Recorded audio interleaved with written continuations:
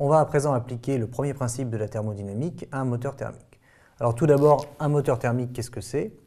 Eh bien, un moteur thermique, c'est une machine qui prend de la chaleur d'une source chaude.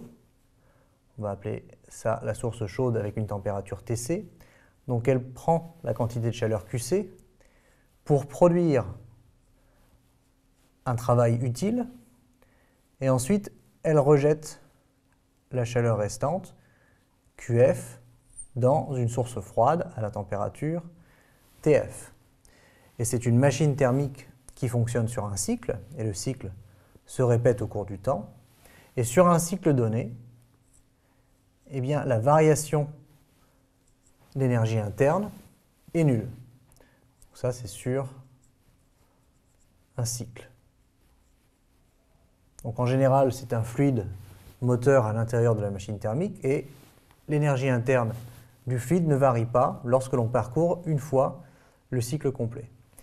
Delta U égale 0, eh bien ça veut dire qu'ici, quand on regarde ce que l'on a, ça revient à écrire QC moins W moins QF égale 0, ce qui est équivalent à QC est égal à W plus QF.